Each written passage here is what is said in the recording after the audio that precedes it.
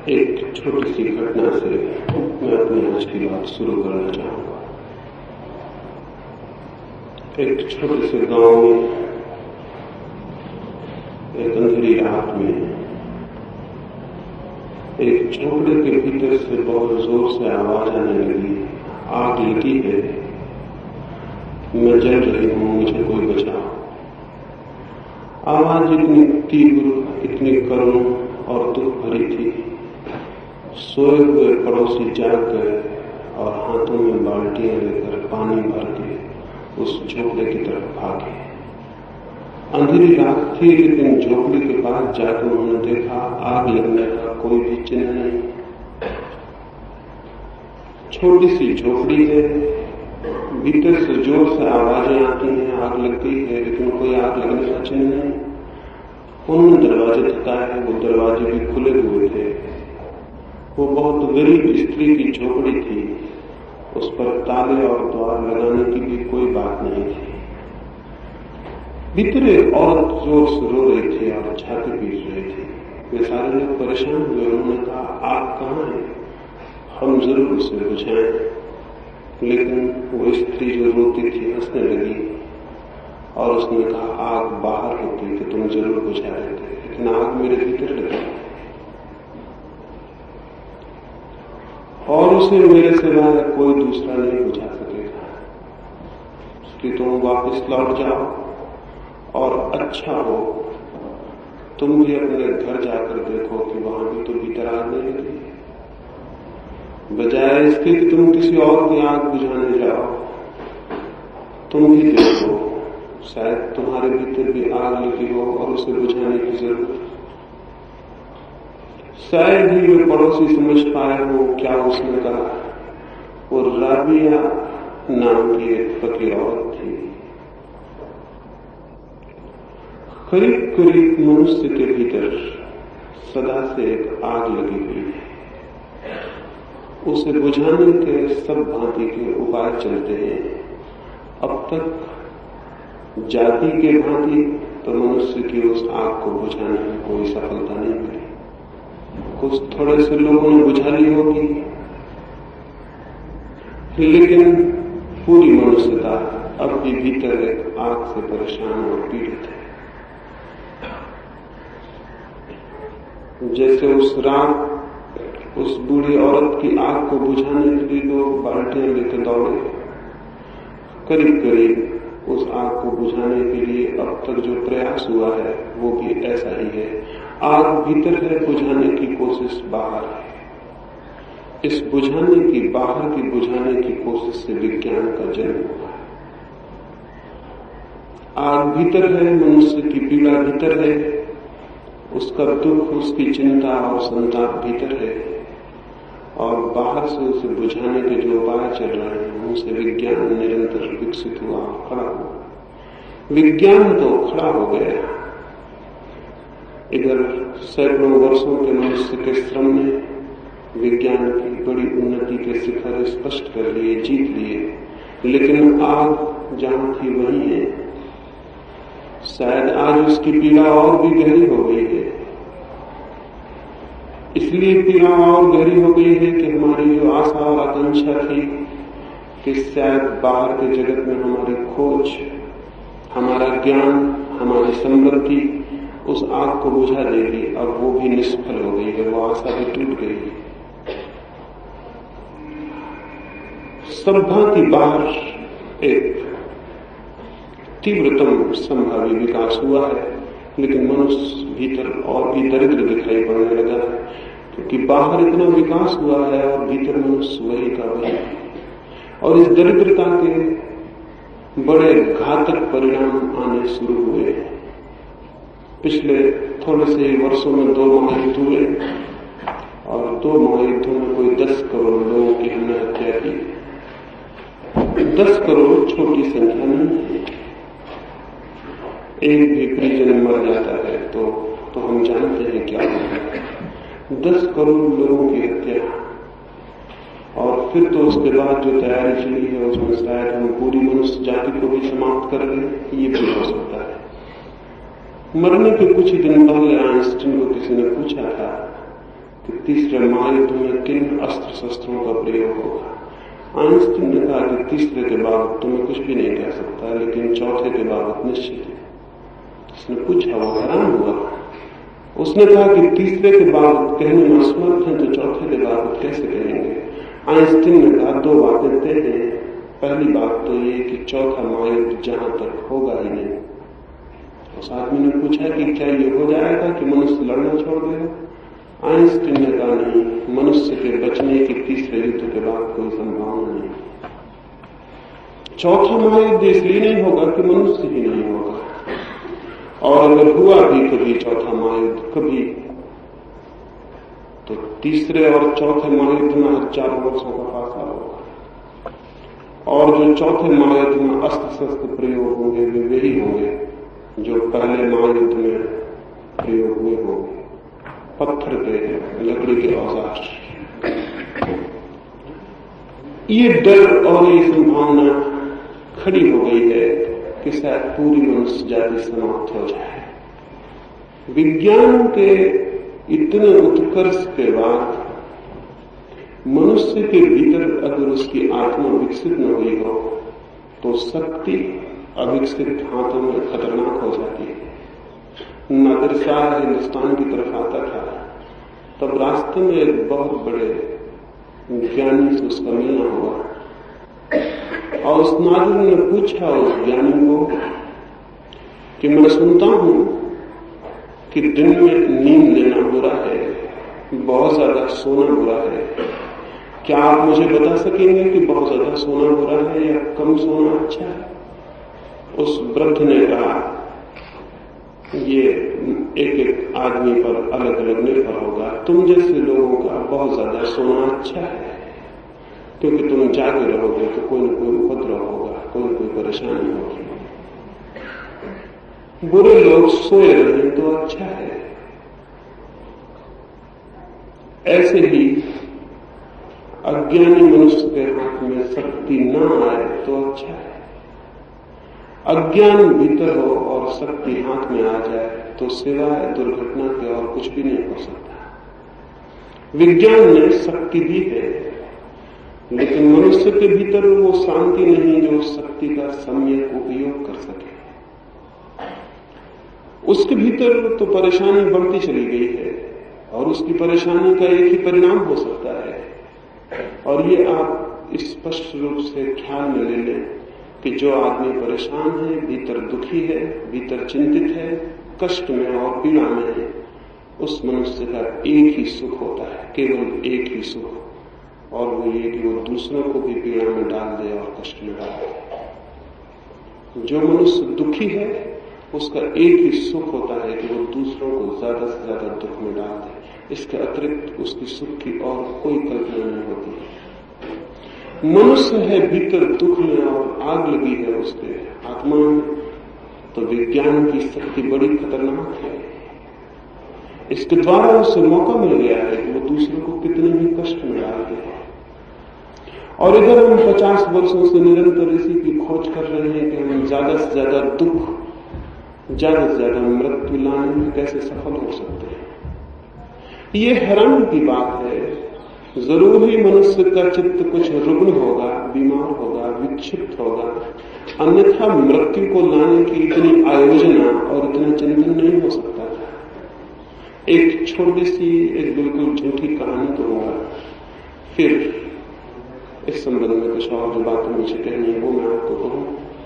कहानी मुझे बड़ी प्रीतिकर है, एकदम ही झूठी है, एकदम असत्य है, लेकिन मनुष्य के बाबत शायद उससे सच्ची और कोई बात आज नहीं हो सकती। मैंने सुना है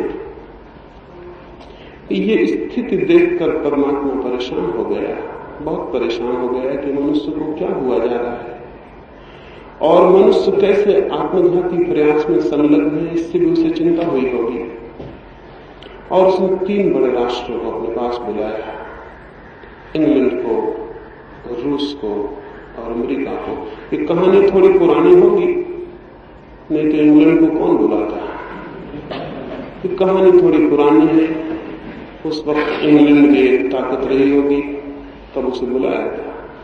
और उन तीनों प्रतिनिधियों से कहा कि हम बहुत हैरान हैं, तुम्हारी सारी शक्ति मनुष्य की हत्या की ओर नियोजित हो गई है और डर है इस बात का कि तुम पूरी मनुष्य जाति को समाप्त कर दो, न केवल ये बल्कि हो सकता है पूरे प्राणी जगत को समाप्त कर दो।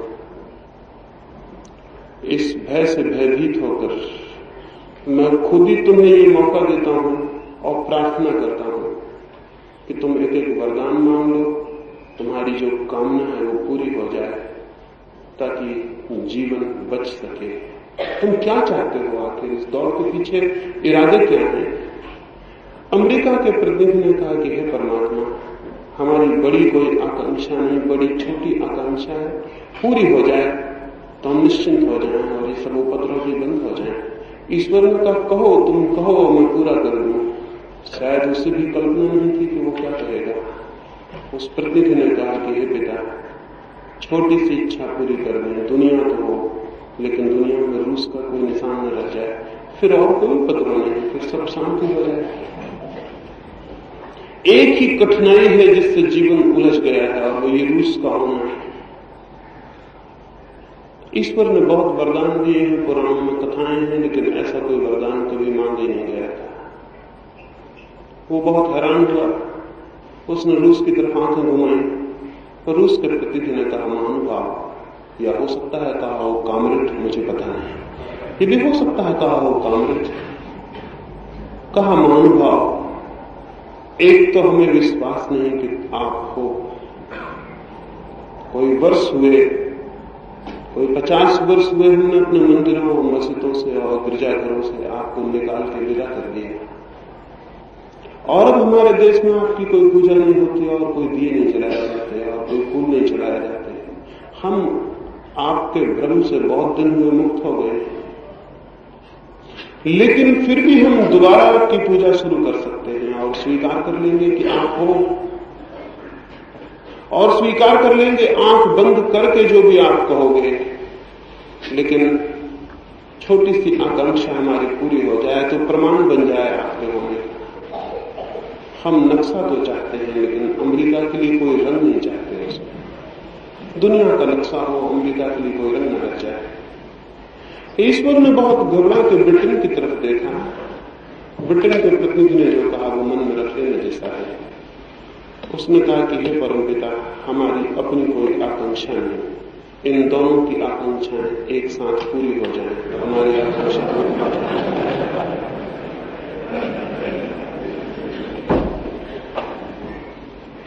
ऐसी स्थिति हो, और ये कहानी तो एकदम झूठ है, लेकिन ये स्थिति झूठ नहीं,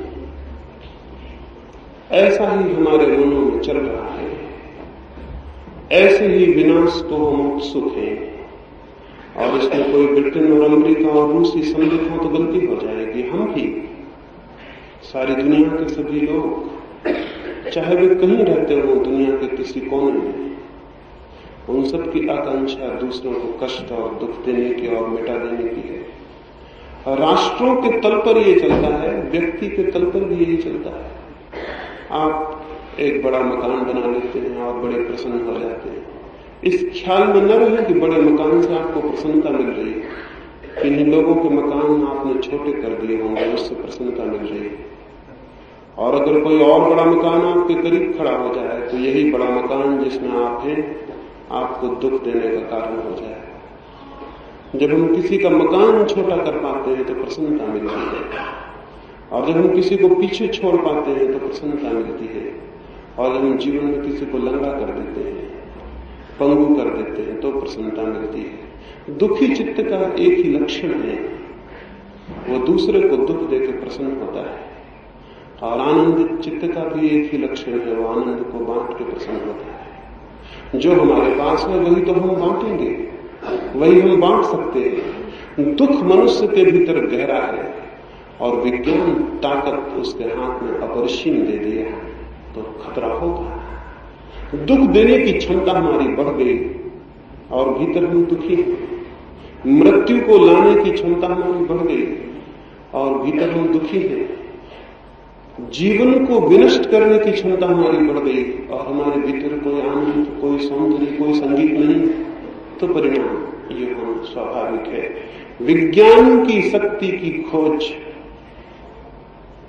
अपने आप में घातक सिद्ध हो गई, लेकिन मनुष्य का मन कुछ एक्सट्रीम्स में, कुछ अतियों में डोलता है। ऐसे देश और ऐसी संस्कृतियां भी रही जिसे हम खुद, जिन्होंने इसी तरह अतिशय से, इसी तरह एक्सट्रीम पर धर्म की भी खोज की। और मैं ये निवेदन करना चाहूं, धर्म अकेला भी घातक सिद्ध हो जाता है। कोई ये न सोचे कि विज्ञान अकेला घातक सिद्ध हो जाता है, धर्म अकेला भी घातक सिद्ध हो जाता है।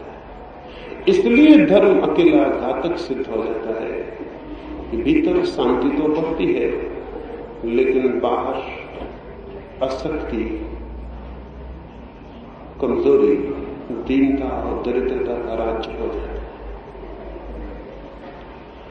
और अब तक दुनिया में जो भी संस्कृतियां विकसित हुई हैं, उनमें से कोई भी संस्कृति इतनी पूर्ण नहीं रही कि उसने भीतर और बाहर के बीच एक संतुलन और समन्वय खोज लिया। या तो पूर्व के देशों ने धर्म का इस भांति अनुसरण किया कि वे बाहर दरिद्र, दीन और दास हो गए, या पश्चिम के लोगों ने बाहर का इस भांति अनुसरण किया कि वे भीतर एकदम आत्मा को खो उठे हैं। इन दो अतियों पर अभी तक मनुष्य का मन डोला है। और आज भी जो लोग इस संबंध में चिंतन करते हैं, उनमें से अधिक पक्षपाती हैं। उनमें से या तो धर्म के पक्षपाती हैं या विज्ञान के पक्षपाती हैं। मेरा निवेदन है कि मनुष्य के बाबत इस तरह के पक्षपात घातक हैं, और हमें मनुष्य को उसकी समग्रता में, उसकी पूर्णता में देखना और अंगीकार करना चाहिए। मनुष्य न तो केवल शरीर है और न केवल आत्मा। अगर वो शरीर मात्र ही होता तो विज्ञान पर्याप्त था, अगर वो आत्मा मात्र ही होता तो धर्म पूरा था। लेकिन मनुष्य दोनों का एक अद्भुत सम्मेलन, दोनों के एक अद्भुत संतुलन, दोनों की एक अद्भुत कीमिया से पैदा हुई इकाई है। इसलिए उसका जीवन और उसकी संस्कृति और उसकी सभ्यता यदि किसी एक को चुनाव करेगी तो भटक जाएगी। अब तक मनुष्य जाति की सभी सभ्यताएं भटकी हुई सभ्यताएं रही, वे सभी एक कांगे। एक छोटी सी कहानी मुझे स्मरण आती। रोम में एक बादशाह बीमार पड़ा। वो बहुत बीमार था, बहुत वर्ष उसकी चिकित्सा हुई, दूर दूर से वैद्य बुलाए गए, चिकित्सक बुलाए गए, लेकिन वो ठीक नहीं हो सका। कुछ बीमारी ही पकड़ में न आई, बीमारी ही समझ में नहीं आई। फिर तो चिकित्सकों ने कहा कि इसका बचना असंभव है, दिन दो दिन की बात है और ये समाप्त हो जाएगा।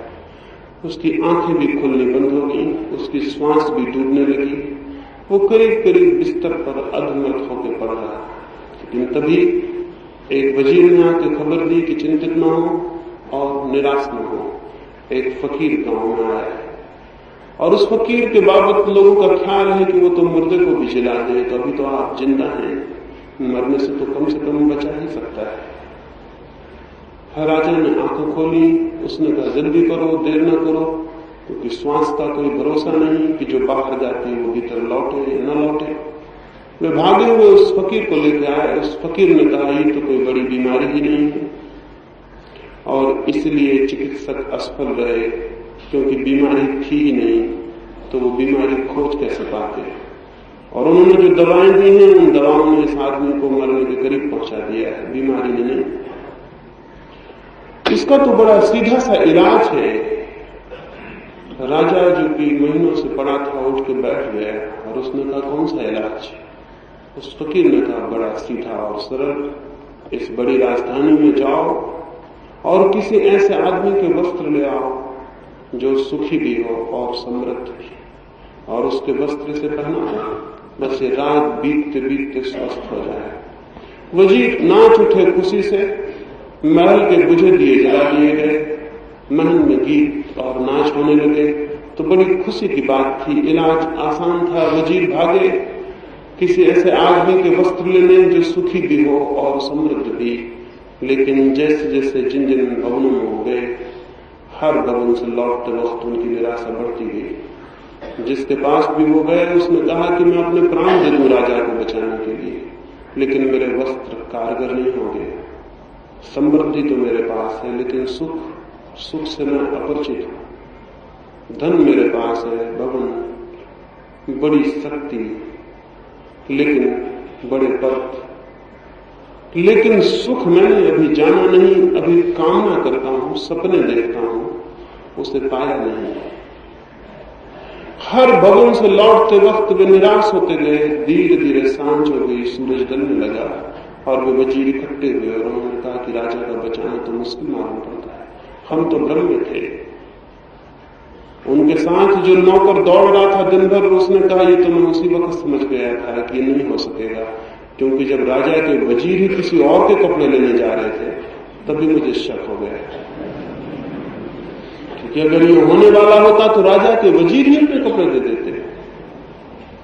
तुम जब दूसरों से कपड़े मांगने गए तभी मुझे शक हो गया था कि ये इलाज होगा नहीं, राजा मरे, किस मुंह से राजा के पास जाए। तो सोचा अंधेरा हो जाए, सूरज ढल जाए तो चले। सूरज ढले, वे राजमहल की तरफ चले। राजमहल के पीछे ही नदी बहती थी और वहीं उन्होंने बांसुरी की आवाज सुनी। दूर नदी के उस पार कोई पत्थर पर बैठ के बांसुरी बजाता था। उसके स्वर में कुछ ऐसा जादू, कुछ ऐसा आनंद था, कुछ ऐसे सुख की गंध थी। उन्होंने सोचा अंतिम प्रयास और करें, हो सकता है यह आदमी सुखी हो। इसके स्वर इतने आनंद से भरे हैं, इतने प्रेम से, इतनी खुशी से। वे गए और अंधेरे में जाकर उस आदमी के हाथ जोड़ के खड़े हो गए। उन्होंने कहा हमारा सम्राट मृत्यु के करीब है और हम एक ऐसे आदमी की खोज में हैं जो सुखी हो, उसके वस्त्रों से हमारा राजा ठीक हो जाए, क्या तुम अपने वस्त्र देने की कृपा करोगे? वो आदमी हंसने लगा। उसने कहा सुखी तो मैं हूं, लेकिन अंधेरे में आपको दिखाई नहीं पड़ रहा, मैं नग्न बैठा हूं, मेरे पास वस्त्र नहीं है। फिर वो राजा मर गया, क्योंकि कुछ लोग मिले जो समृद्ध थे लेकिन सुखी नहीं थे, और एक आदमी मिला जो सुखी था लेकिन समृद्ध नहीं था, और वो राजा मर गया। और मनुष्य भी इसी तरह की बीमारी से पीड़ित है और करीब करीब मरने के करीब खड़ा है, और अभी तक कोई ऐसे वस्त्र नहीं मिल पा रहे हैं जो सुखी और समृद्धि दोनों को अपने भीतर समेटते हो। या तो आंतरिक शांति की खोज होती है, तब बाहर सब दरिद्र और दीनहीन हो जाता है, जैसा इस देश में हुआ, पूर्व के और देशों में हुआ। और या फिर समृद्धि की खोज होती है और सुख क्षीण हो जाता है, सुख के सब तंत्र टूट जाते हैं। ये इसलिए हुआ है कि हमने बाहर और भीतर को विरोध की तरह देखा। ये इसलिए हुआ है कि हमने शरीर और आत्मा को शत्रु की तरह देखा। ये इसलिए हुआ है कि हमने सुख की खोज को एक अखंड खोज नहीं जाना, और मनुष्य के जीवन की खोज को हमने खंड खंड टुकड़ों में करके देखा। हमने मनुष्य की अखंड और पूरी इकाई को आज तक स्वीकार नहीं किया है। जो लोग मनुष्य को शरीर मान के स्वीकार करते हैं वे उसकी आत्मा को इनकार कर देते हैं, और जो लोग उसकी आत्मा की बातें करते हैं वे शरीर के जाने अनजाने शत्रु हो जाते हैं। एक ऐसी संस्कृति चाहिए जो मनुष्य के अंतर और बाह्य के बीच सेतु बने, उन दोनों को जोड़ सके। वस्तुतः वे दोनों जुड़े हैं। तो न तो कोई धार्मिक संस्कृति चाहिए, क्योंकि वो भी एक पक्ष है और एक अति, और न कोई एक वैज्ञानिक संस्कृति चाहिए, क्योंकि वो भी एक दूसरी अति पर भूल है। एक ऐसी संस्कृति चाहिए जो मनुष्य की अखंड प्रकृति को स्वीकार करे और उस अखंड प्रकृति को आनंद की दिशा में गतिमान कर सके। स्मरण रहे, मनुष्य की आत्मा की कोई भी खोज शरीर के आधार के बिना संभव नहीं। संत फ्रांसिस जब मर रहा था, उसने सारे लोगों से विदा ली और अंत में वो हाथ जोड़ के खड़ा हुआ। तो लोगों ने सोचा शायद वो परमात्मा को धन्यवाद देगा, लेकिन उसने क्या कहा? उसने कहा, हे मेरे प्यारे शरीर, मैंने तुझे बहुत सताया और बहुत परेशान किया, और मैंने सदा ये समझा कि तू मेरा शत्रु है, और आज जब मेरी आंखें खुली हैं और मेरे हृदय में दिया जला है तो मैं देख पा रहा हूं कि तू निरंतर मेरा साथी था, मेरा शत्रु नहीं। और तूने हर सुख दुख में मेरे साथ दिया, और मैंने तुझे सताया हो और परेशान किया हो, तू भी तो मेरा साथी था। और जिस आत्मा को मैं समझ पाया वो तेरी सीढ़ी पे चढ़े बिना उसे जानना असंभव था। इसलिए मैं तुझे धन्यवाद देता हूँ और क्षमा मांगता हूँ उन भूलों की जो मैंने तेरे साथ की होंगी। जो लोग भी मनुष्य के व्यक्तित्व को ठीक से देखेंगे उन्हें दिखाई पड़ेगा शरीर और आत्मा सीढ़ी और लक्ष्य की भांति काम करते हैं, और जो लोग भी मनुष्य के जीवन को गौर से देखेंगे उन्हें दिखाई पड़ेगा विज्ञान और धर्म साधन और साथी की तरह काम करते हैं। विज्ञान अकेला रह जाए तो खतरा हो जाता है, अकेली सीढ़ी रह जाती है, रास्ता रह जाता है, पहुंचने को कोई जगह नहीं रह जाती। और अकेला धर्म रह जाए तो पहुंचने की जगह तो रह जाती है, लेकिन पहुंचने वाले सब मार्ग टूट जाते हैं और तब जीवन पंगु होता है। जीवन अब तक पंगु रहा है। एक दिशा है जिसे हम बाहर की दिशा कहें, वहां विज्ञान ने पदार्थ को खोजा, उसके रहस्य को खोजा। एक और दिशा है जिसे हम भीतर की दिशा कहें, वहां धर्म ने कुछ सत्य खोजे। लेकिन विज्ञान के सत्य ज्यादा प्रभावी हो सके क्योंकि विज्ञान एक सार्वजनिक सत्य है, और धर्म के सत्य उतने प्रभावी नहीं हो सके क्योंकि धर्म से अर्थ हिंदू, मुसलमान, ईसाई, जैन और बौद्धों से है। धर्म आज भी आपस में टूटा हुआ, आपस में विरोध में, आपस में टुकड़े टुकड़ों में, विरोधी टुकड़ों में बटा है।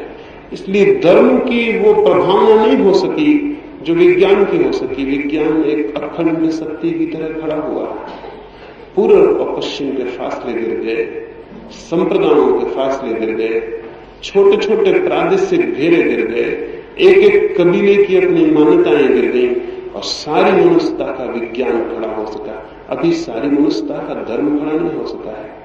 इसलिए धर्म तो हार रहा है रोज। इसलिए नहीं कि धर्म कम ताकत की चीज है, बल्कि इसलिए कि धर्म का खेमा आपस में बटा हुआ है और आपस में लड़ रहा है। और ये हिंदू और मुसलमान और ईसाई और जैन और बौद्ध जब आपस में लड़ते हैं तो स्वभावतः इनकी शक्ति तो आपस में लड़ने में समाप्त हो जाती है और अधर्म की शक्तियां अपने आप बड़ी हो उठती हैं। विज्ञान के ऊपर कसूर नहीं है, कसूर है तो धार्मिक लोगों के ऊपर ही है। इस समय जिसका चित्त भी थोड़ा धार्मिक है उसके सामने पहली जो बात उठेगी वो ये कि अगर वो ठीक ठीक अर्थों में रिलीजियस है, धार्मिक है, तो वो हिंदू और मुसलमान होने से मुक्त हो जाए। क्योंकि दुनिया में इन नामों के कारण ही धर्म का जन्म नहीं हो पा रहा। कोई 300 फेथ, कोई 300 संप्रदाय हैं सारी जमीन पर और वे सब एक दूसरे के विरोधी हैं। 299 प्रत्येक एक के विरोध में खड़े हैं। उनकी सारी ताकत आपस में लड़ती है और समाप्त हो जाती है। धर्म भी वैसे ही एक शक्ति है जैसे विज्ञान, और धर्म के सत्य भी वैसे ही यूनिवर्सल है, वैसे ही सार्वलौकिक जैसे विज्ञान के। लेकिन हम चूंकि अभी धर्म के जगत में बहुत पक्षपातपूर्ण हैं और हमारी धर्म के संबंध में चिंतना भी कोई 3-4 हजार वर्ष पुरानी है, इसलिए वो चिंतना विज्ञान के समक्ष एक बल की भांति खड़ी नहीं हो पाती और निरंतर पराजित हो जाती है। तो कुछ 2-3 बातें इस संबंध में विचार करना जरूरी है। पहली बात तो ये कि मनुष्य चाहे बाहर कुछ भी खोजे, आज नहीं कल उसे भीतर की कमी और अभाव अखरना शुरू होता है। क्योंकि मैं चाहे कुछ भी पालूं और कितने ही बड़े भवन और कितने ही बड़े उपकरण और कितने ही बड़े साधन जुटा लूं, लेकिन अगर मेरे भीतर मैं एक आनंदपूर्ण आत्मा की थिरक को अनुभव नहीं कर पाऊं तो मैंने जो भी पाया है वो मेरे ही द्वारा पाया हुआ मेरे लिए बंधन हो जाएगा और मैंने जो पाया है वो भी मुझे दुख देने लगेगा। क्योंकि सुख पाने की क्षमता एक दृष्टि, एक अप्रोच, एक कौन से व्यक्तित्व को खड़े होकर देखने की है। जब हम एक खास जगह से भीतर जीवन के चीजों को देखते हैं तो वे आनंददायी हो जाती हैं। और अगर भीतर से हमारा कोई आनंद के बिंदु पर खड़े होकर देखने की क्षमता और पात्रता न हो तो जीवन दुखदायी हो जाता है। एक सुबह एक आदमी ने एक गांव के बाहर बैठे हुए वृद्ध से आकर पूछा, अपनी गाड़ी को रोककर, कि इस गांव के लोग कैसे हैं, मैं यहां निवास करना चाहता हूं। उस बूढ़े आदमी ने कहा, इसके पहले कि मैं बताऊं इस गांव के लोग कैसे हैं, क्या तुम कृपा करोगे कि उस गांव के लोग कैसे थे जिसको तुम छोड़ के आ रहे हो। उस आदमी ने कहा, उन लोगों का नाम ही लेते मेरी आंखों में आग जलने लगती है, मेरे हृदय में क्रोध की ज्वालाएं उठाती हैं। उन जैसे दुष्ट लोग तो जमीन पर खोजने असंभव। उस बूढ़े ने कहा, मित्र, इसीलिए मैंने पूछा, इस गांव के लोग तो और भी बुरे हैं, मैं तो कोई 70 वर्ष से इनके बीच हूं, तुम कोई और गांव खोज लो, जिस गांव को तुम छोड़ के आ रहे हो उस गांव से भी बुरे लोग तुम यहां पाओगे। वो आदमी चला गया और वो जा भी नहीं पाया था। उसी के पीछे एक और बैलगाड़ी आकर रुकी, कोई और यात्री, और उसने भी वही पूछा उस बूढ़े से कि इस गांव के लोग कैसे हैं, हम यहाँ रुकना चाहते हैं, यहीं बस जाना चाहते हैं। उस बूढ़े ने कहा, पहले मुझे ये बताओ कि जिस गांव से तुम आते हो वहां के लोग कैसे। उस आदमी की आंखें खुशी से भर गई और आंखों में खुशी के आंसू आ गए और उसने कहा कि उन लोगों की याद भी हृदय को बड़ी स्मृति से भर देती है। उतने भले लोग पृथ्वी पर कहीं खोजने कठिन। दुख तो दुर्भाग्य तो यही है कि कुछ मजबूरियों में मुझे उस गांव को छोड़ना पड़ा, लेकिन यही आशा लेके आया हूं कि आज नहीं कल फिर उसी गांव में जाकर बस जाऊंगा। उतने प्यारे लोग खोजने कठिन। उस बूढ़े ने कहा, आओ, तुम्हारा स्वागत है, मैं 70 वर्ष से इस गांव में रहता हूं, इस गांव के लोग तुम उस गांव से भी अच्छे पाओगे। जीवन को देखने की एक दृष्टि यदि आनंदपूर्ण हो तो बाहर सब आनंदपूर्ण हो जाता है, और जीवन की देखने की दृष्टि यदि दुख और अंधेरे से भरी हो तो बाहर सब अंधकार हो जाता है। विज्ञान बाहर की दुनिया को बना रहा है, जरूर बनाया जाना चाहिए। बाहर की दुनिया जैसी मिली है उसे वैसा ही केवल वे स्वीकार कर सकते हैं जो हर अर्थों में काहिल, सुस्त और जिनके जीवन में कुछ भी करने की कोई उमंग, कोई जीवन को बदलने की आकांक्षा नहीं है। निश्चित ही बाहर की दुनिया बदली जानी चाहिए, निश्चित ही बाहर की दुनिया में और बेहतर दुनिया निर्मित की जा सकती है, लेकिन इतनी ही बात अधूरी होगी और भूल भरी होगी, क्योंकि बाहर की दुनिया वही दे सकती है जो भीतर का मनुष्य लेने की तैयारी में होता है। और अगर भीतर का मनुष्य गलत है तो बाहर की ठीक दुनिया भी नरक बन जाएगी। प्रश्न बिल्कुल ये नहीं है कि बाहर की दुनिया कैसी है, बहुत गहरे में प्रश्न यही है कि भीतर का मनुष्य कैसा है। भीतर अगर हमारे चीजों को देखने के दृष्टिकोण दुखपूर्ण है तो बाहर की दुनिया दुखपूर्ण हो जाएगी। और अब तक दुनिया के तथाकथित धर्मों ने अगर हम ठीक से देखें तो बाहर की दुनिया के दुख को अपने समर्थन में एक उपकरण बना लिया है। वो ये कहते हैं कि दुनिया दुख से भरी है, जन्म मरण दुख से भरा है, इसलिए तुम एक ऐसे मोक्ष की खोज करो जहां सब आनंद ही आनंद हो। ये झूठी और नासमझी की बात है। इसलिए झूठी और नासमझी की बात है कि इस भांति वे भी बाहर की दुनिया पर अति बल दे देते हैं और भीतर के मनुष्य को भूल जाते हैं, क्योंकि यही दुनिया कुछ लोगों के लिए अपूर्व आनंद की घड़ी बन जाती है। तो सवाल ये बहुत बड़ा नहीं है कि इसको छोड़ के कोई कहीं भाग जाए, सवाल बहुत बड़ा यही है कि वो इसके बीच अपने को कैसे परिवर्तित कर ले कि जिसे हम दुख और नरक की भांति जानते हैं वो आनंद और मोक्ष की भांति बन जाए। धर्म का बुनियादी संबंध व्यक्ति के भीतर देखने की क्षमता और पात्रता को परिवर्तित करने से है, और विज्ञान का बुनियादी संबंध वस्तुओं को अधिकतम सुविधापूर्ण बनाने से है, और धर्म का संबंध जीवन को अधिकतम आनंद की दृष्टि से देखने से है। धर्म के बिना तो विज्ञान अधूरा होगा ही, धर्म के बिना तो विज्ञान घातक होगा ही, धर्म के बिना तो जीवन में आनंद की कोई किरण नहीं हो सकती। लेकिन धर्म से मेरा मतलब हिंदू मुसलमान से नहीं। धर्म से मेरा मतलब निरंतर दोहराई गई बातों, शास्त्रों और परंपराओं से नहीं। धर्म से मेरा मतलब है जीवन को आनंदपूर्ण ढंग से जीने के उपाय से। जो व्यक्ति भी, चाहे वो एक कवि हो और गीत गाता हो, और चाहे एक मूर्तिकार हो और मूर्ति बनाता हो, और चाहे एक वैज्ञानिक हो और खोज करता हो, चाहे एक अध्यापक हो, चाहे एक दुकानदार हो, चाहे एक चमार हो और जूते बनाता हो, जो व्यक्ति भी अपने जीवन की समग्रता को आनंद की दृष्टि से देखने में सफल हो जाता है, उसे मैं धार्मिक मनुष्य कहता हूं। जो व्यक्ति भी अपने जीवन को आनंद के बिंदु से देखने में समर्थ हो जाता है, उसे मैं धार्मिक व्यक्ति कहता हूं। जो व्यक्ति भी हर घड़ी और हर स्थान पर मोक्ष में रहने में समर्थ हो जाता है, उसे मैं धार्मिक व्यक्ति कहता हूं। वो व्यक्ति धार्मिक नहीं है जो मोक्ष की खोज करता है कहीं दूर आकाश में। वो व्यक्ति धार्मिक नहीं है जो जन्म मरण के पार मोक्ष की खोज करता है।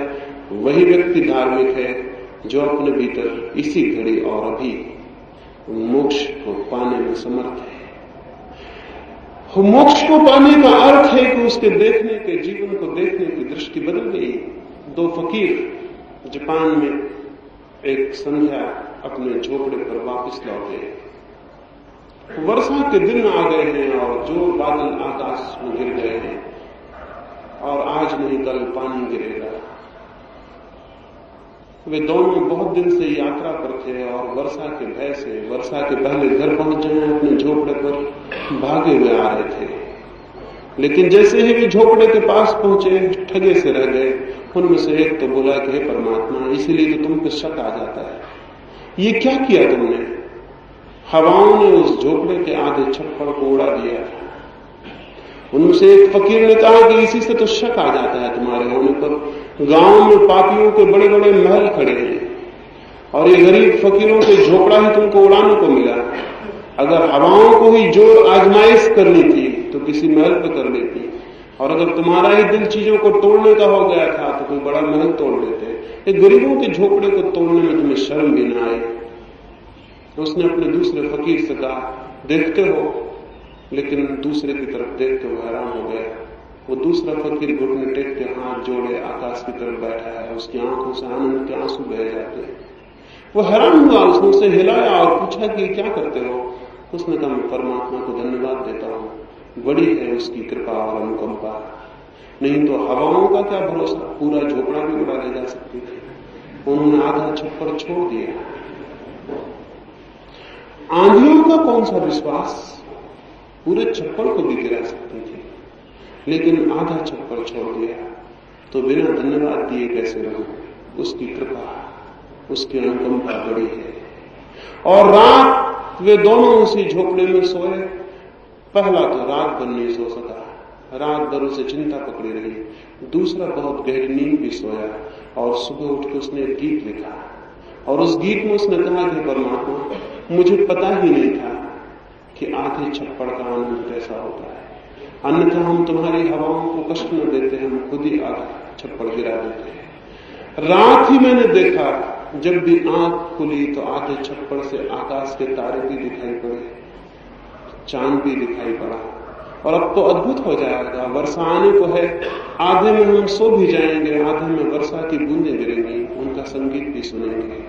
इसका हमें ख्याल नहीं था, लेकिन तुम्हारी हवाओं को कष्ट न देते, हम खुद ही आधा गिरा देते हैं। दूसरा भी रात उसी झोपड़े के नीचे था, लेकिन रात भर क्रोध में और गुस्से में था और रात भर चिंता में था। इन दोनों व्यक्तियों में दूसरे व्यक्ति को मैं धार्मिक कहता हूं, पहले व्यक्ति को धार्मिक नहीं कहता।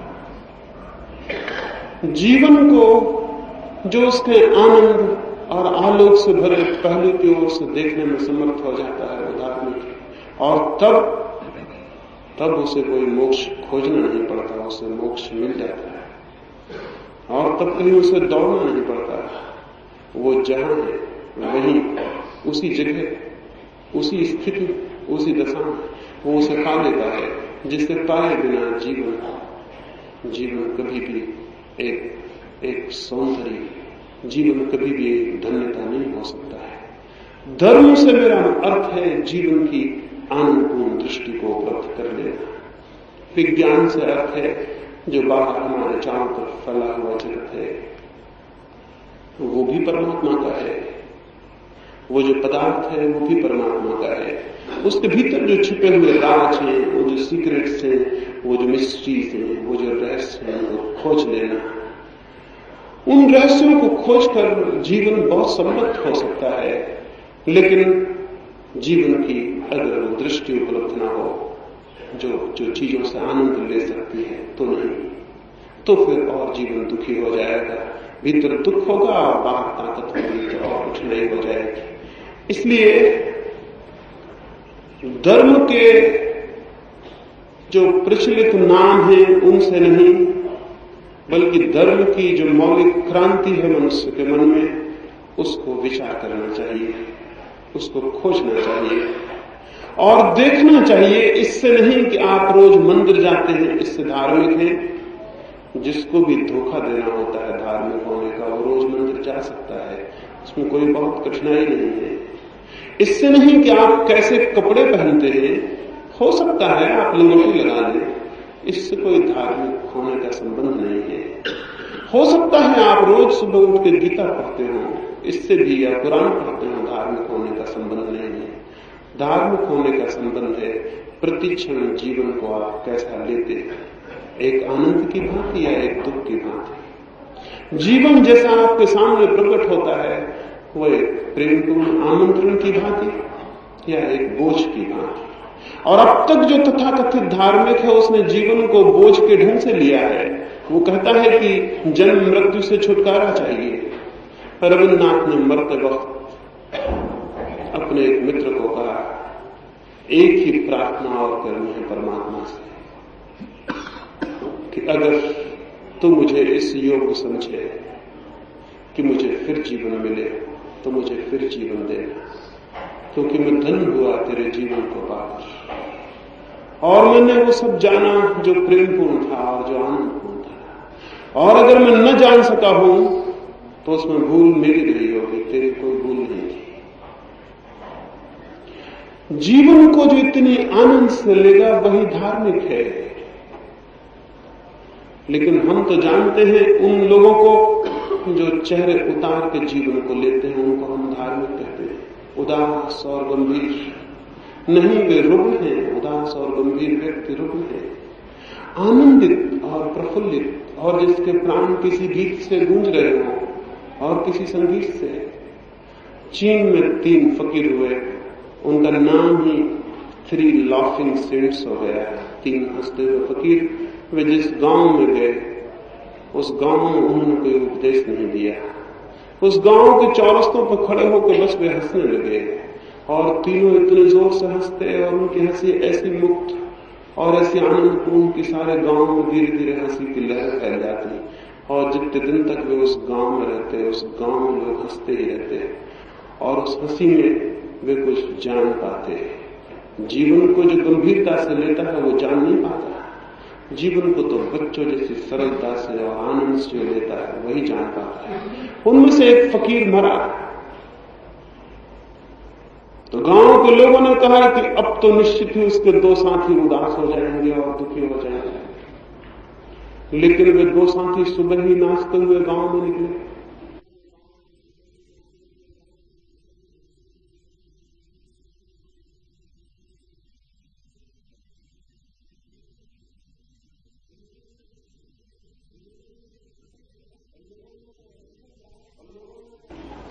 और लोगों ने उनसे पूछा कि आज तुम 2 ही हो और एक कहां?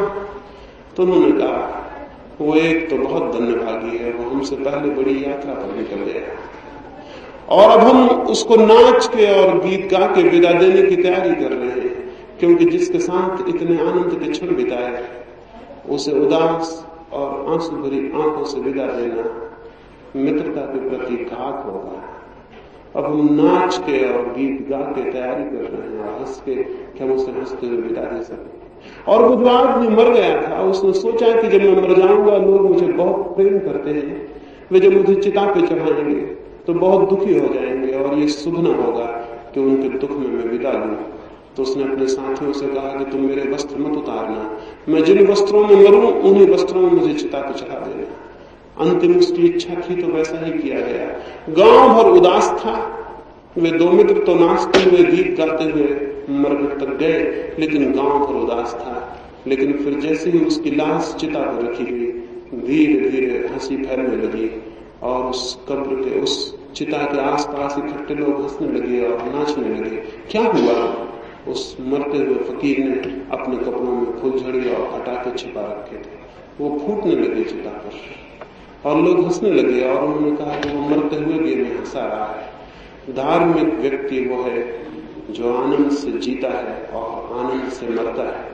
और जो आदमी आनंद से जीने का रहस्य पा जाता है, मृत्यु भी उसे आनंद हो जाती है, क्योंकि मृत्यु उसे परमात्मा से मिलन का अर्थ ले लेती है। वो जीवन से विदाई नहीं होती, परम जीवन से मिलन हो जाता है। धार्मिक व्यक्ति में उसे कहता हूं जो प्रतिक्षण आनंद में जीने की खोज में हो। लेकिन इन सारे लोगों को मैं धार्मिक नहीं कहता। जो वस्त्र बदल लेते हैं, घर बदल लेते हैं, गांव छोड़ देते हैं, परिवार छोड़ देते हैं और किसी दूरगामी मोक्ष की पीड़ा को, किसी दूरगामी मोक्ष की कामना में पीड़ित और परेशान होते हैं, ये तो सब लोभी लोग हैं। इनकी तृप्ति, इनके लोभ की तृप्ति संसार से भी नहीं होती, तो ये मोक्ष चाहते हैं। ये तो अत्यंत कामी लोग हैं, इनकी तृप्ति संसार के क्षणभंगुर सुखों से नहीं होती, तो ये स्थायी सुख चाहते हैं। ये बिल्कुल ऐसा सुख चाहते हैं जो कभी खंडित ना हो, ऐसा मोक्ष चाहते हैं जो कभी मिटे नहीं। इनकी चूंकि जीवन की छोटी छोटी चीजों में कोई खुशी नहीं है, ये सिर्फ परमात्मा को पाना चाहते हैं, उसी को पाकर ये खुश हो सकेंगे। लेकिन मैं निवेदन करूं, जिसने जीवन के छोटे से रास्ते पर खिले हुए छोटे छोटे फूलों में खुशी नहीं पाई, वो परमात्मा से मिलकर भी खुश नहीं हो सकेगा। और जिस व्यक्ति ने जीवन के क्षुद्रतम प्रवाह में, छोटी छोटी बूंदों में भी आनंद की पुलक नहीं देखी, वो अगर मोक्ष में भी पहुंच जाए तो आनंदित नहीं हो सकेगा, क्योंकि वो तो वही रहेगा जो था और उसके देखने की दृष्टि वही रहेगी, उसके देखने का कौन वही रहेगा, चीजों को समझने की वृत्ति वही रहेगी। उसे मोक्ष में बिठा देने पर भी वो मोक्ष से मुक्त होने की किसी साधना में लग जाए। जो मुक्त होने की ही कोशिश में लगा है, वो मोक्ष में भी मुक्त होने की कोशिश में लग जाएगा। धर्म का संबंध मुक्त होने से कम, जीवन को उसकी पूरी गहराई में जीने से ज्यादा है। इस मुक्ति की आकांक्षा ने जीवन को उसकी पूरी गहराई में जीने से हमें वंचित कर दिया है। और चूंकि धर्म के तल पर हमारा कोई जीवन नहीं है, फिर सीधा विज्ञान रह गया और शरीर का जीवन रह गया है। तो मैं निवेदन करता हूं, जिसे हम आमतौर से जीवन जानते हैं, उससे बड़ा जीवन भी हमारे निकट है। और इसी जीवन में जो सुख को खोज रहा है वो गलती में है। उसे थोड़ा भीतर अपने व्यक्तित्व को वैसी सृजनशीलता से गुजारना होगा जहां वो और बड़े आनंदों को देखने में समर्थ हो जाए। जहां पत्थर दिखाई पड़ रहा है वहां परमात्मा दिखाई पड़ सकता है, केवल देखने वाली आंखें चाहिए। और जहां कुछ भी नहीं दिखाई पड़ रहा वहां सब कुछ दिखाई पड़ सकता है, केवल देखने वाला हृदय चाहिए। और देखने वाला हृदय, जिस राबिया की मैंने बात कही, एक दिन उस राबिया को लोगों ने घर के बाहर देखा, वो कुछ खोज रही है। कोई राहगीर निकलता था, उसने पूछा क्या खोजती हो? उसने कहा मेरी सुई खो गई है, उसे मैं खोजती हूँ। राहगीर दयालु था, बूढ़ी औरत का साथ देने के लिए वो भी सुई खोजने लगा। और दो चार लोग निकले, वो भी साथ देने लगे। और तभी एक व्यक्ति ने खड़े होकर पूछा कि सुई है बहुत छोटी चीज, रास्ता है बहुत बड़ा, अंधेरा उतरता आ रहा है, तुम ठीक ठीक बताओ सुई कहाँ खोई, नहीं तो बहुत मुश्किल है खोज लेना। उस राबिया ने कहा ये न पूछो तो अच्छा, पहले भी जो लोग खोज रहे हैं उन्होंने भी नहीं पूछा, तुम भी क्यों पूछते हो? उसने कहा कि बड़ी गड़बड़ बात है। बाकी लोग भी रुक गए। उन्होंने कहा कि ये तो हमें ख्याल में भी नहीं आया कि हम पहले ये पूछें कि सुई खोई कहाँ। उस राबिया ने कहा सुई तो मेरी कोठरी के भीतर खोई है, लेकिन मैं हूं गरीब औरत, तो मेरे पास दिया जलाने का कोई उपाय नहीं। तो जब सुई मेरी गिर गई तो अंधकार होने लगा भीतर, तो मैं बाहर की झोपड़ी में दरवाजे पर दहलान में खोजने आ गई। वहां थोड़ी रोशनी थी सूरज की। फिर वो भी चली गई तो अब मैं सड़क पे खोज रही हूं, क्योंकि जहां रोशनी नहीं वहां खोजेंगे कैसे? उन लोगों ने कहा तुम बड़ी पागल औरत हो, और जब भी तुम करती हो कोई ना कोई पागलपन करती हो। ये क्या पागलपन है? अगर सुई भीतर खोई है तो रोशनी भीतर ले जानी पड़ेगी, बजाय इसके कि जहां रोशनी है वहां खोजा जाए। कितना ही खोजो, सुई नहीं पाई जा सकती। वो राबिया खूब हंसने लगी और उसने कहा कि यही समझाने को मैंने सुई खोजने लगी, मेरी कोई सुई खोई भी नहीं है। मैं तो हर आदमी को देखती हूं वो बाहर खोज रहा है, और कोई ये नहीं पूछता कि जिसे हम बाहर खोज रहे हैं क्या वो बाहर खोया है? नहीं, लेकिन आंखों की रोशनी बाहर पड़ती है, हाथ बाहर फैलते, कान बाहर सुनते, सब हमारी इंद्रियां बाहर की तरफ रोशनी फेंकती हैं, इसलिए बाहर खोजते हैं, बिना इस बात को जाने कि उसे खोया कहां है। समझदार व्यक्ति वो होगा जो सबसे पहले ये पूछ ले कि मैंने खोया कहां है, मैंने क्या खोया है।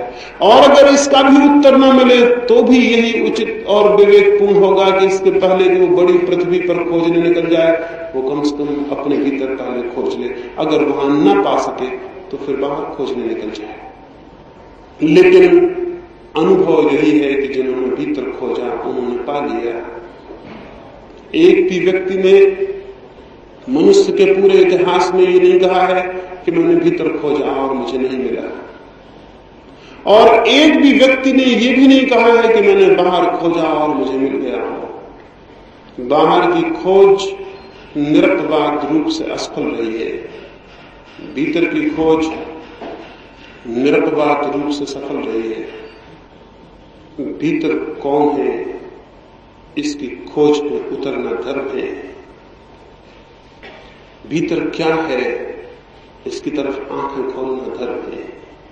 कैसे वो आंखें खुल सकती हैं उसकी मैं कल की चर्चा में आपसे बात करूंगा। अभी तो मैंने आपसे दो बातें कही। कैसे आंख खुल सकती है भीतर के सत्य के प्रति, कैसे वहां प्रकाश पहुंच सकता है, उसकी मैं कल आपसे बात करूं। एक बात अंत में जरूर आपसे कह दूं कि चाहे शास्त्र कुछ कहे, चाहे सदगुरु कुछ कहे, जब तक खुद की आंख न खुल जाए तब तक धर्म का कोई अनुभव नहीं होता। विज्ञान के साथ एक सुविधा है, विज्ञान एक ट्रेडिशन है, एक परंपरा है। विज्ञान वैयक्तिक अनुभव नहीं।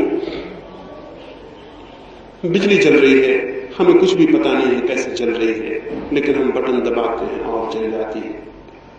कोई जानता होगा, लेकिन हम सबको इस बात की जानने की जरूरत नहीं होती। विज्ञान प्रत्येक व्यक्ति को जानने की बात नहीं है, प्रत्येक व्यक्ति उपयोग कर सकता है। धर्म के साथ उल्टी बात है, धर्म को प्रत्येक व्यक्ति को जानना होता है तो ही उपयोग कर सकता है, अन्यथा उपयोग नहीं कर सकता। धर्म बिल्कुल निजी, बिल्कुल इंडिविजुअल, बिल्कुल वैयक्तिक अनुभव है। जैसे प्रेम का अनुभव है वैसे ही परमात्मा का अनुभव अत्यंत वैयक्तिक। किसी दूसरे के अनुभव से कुछ भी आंख नहीं खुलती और किसी दूसरे के अनुभव से कुछ भी पता नहीं चलता। एक अंधे आदमी के सामने हम प्रकाश की बातें करें, उसे कुछ भी पता नहीं चलता है, लेकिन आंख खुल जाए तो वो प्रकाश को जान लेता है। इसलिए धर्म अत्यंत व्यक्तिगत दर्शन है। खुद की आंख खुल जाए तो ही हम जान सकते हैं, तो ही, और कोई दूसरा उपाय नहीं। उधार और दूसरों से सीख के धर्म के जगत में कुछ भी नहीं हो सकता। इसलिए तो विज्ञान विद्यापीठ में और विश्वविद्यालय में पढ़ाया जा सकता है, धर्म नहीं पढ़ाया जा सकता। पढ़ाने का कोई उपाय नहीं है। विज्ञान एक सामूहिक संपत्ति बन जाता है, धर्म निरंतर वैयक्तिक अनुभव है। और जब भी हम उसे सामूहिक संपत्ति बनाते तब हिंदू पैदा हो जाता है, मुसलमान पैदा हो जाता है, ईसाई, जो कि बीमारियां हैं, जो कि धर्म नहीं है। जब भी हम धर्म को सामूहिक बनाते हैं तब एक ऑर्गेनाइजेशन खड़ा हो जाता है जो कि खतरनाक सिद्ध होता है। और स्मरण रखें, जब भी कोई ऑर्गेनाइजेशन होता है तो शैतान सबसे पहले उसको कब्जा कर लेता है। शैतान हमेशा कोशिश में रहता है कि कहीं लोग इकट्ठे हो जाएं तो वो कब्जा कर ले, और अगर लोग इकट्ठे ना हो तो शैतान कोशिश करता है कि इकट्ठे कर लो। एक दफा शैतान को खबर, उसके मित्रों ने खबर दी, और उसके बहुत मित्र हैं, सब तरफ उसके अखबार वाले और उसके पत्रकार और उसकी न्यूज एजेंसीज हैं। उन्होंने एक दफे शैतान को खबर दी कि एक आदमी को सत्य उपलब्ध हुआ जा रहा है। शैतान अपने साथियों को लेकर भागा। रास्ते में ही उसके आके और मित्रों ने खबर दी कि अब व्यर्थ जा रहे हैं, उसको तो सत्य उपलब्ध हो गया। शैतान बोला तब जल्दी जाओ और गांव में खबर कर दो, गांव में ढोल पीट कर खबर कर दो कि फला आदमी को सत्य उपलब्ध हो गया है, ताकि लोग उसके आसपास इकट्ठे हो जाएं और लोगों में ऐसा जोश भरो कि वो संगठित हो जाएं। बस वो संगठित हुए कि सत्य मर जाएगा, क्योंकि सत्य तो बिल्कुल वैयक्तिक है और जहां संगठन खड़ा हुआ वहां उपद्रव। शैतान परेशान नहीं हुआ, उसने गांव में खबर कर दी, लोग इकट्ठे होने लगे, भीड़ लगने लगी और उन्होंने एक संगठन बना लिया और संगठन के भीतर वो जो सत्य का दिया जला था वो विलीन हो गया। सभी संगठनों ने सत्य की हत्या की है। धर्म है बिल्कुल वैयक्तिक, उसका ऑर्गेनाइजेशन से, समूह से, संगठन से कोई वास्ता नहीं। उसका तो प्रत्येक व्यक्ति की उसकी निजी चेतना में उतरने से वास्ता है। और वे आंखें कैसे उस सत्य की तरफ उठ जाएं, उसकी मैं कल आपसे बात करूं। मेरी इन बातों को इतनी शांति और प्रेम से सुना है, उससे बहुत बहुत अनुग्रहित हूं। परमात्मा विज्ञान में तो सबको सहज ही खड़ा कर दिया है उसने, वो धीरे धीरे सभी को धर्म में भी खड़ा कर सके, इसकी प्रार्थना करता हूं।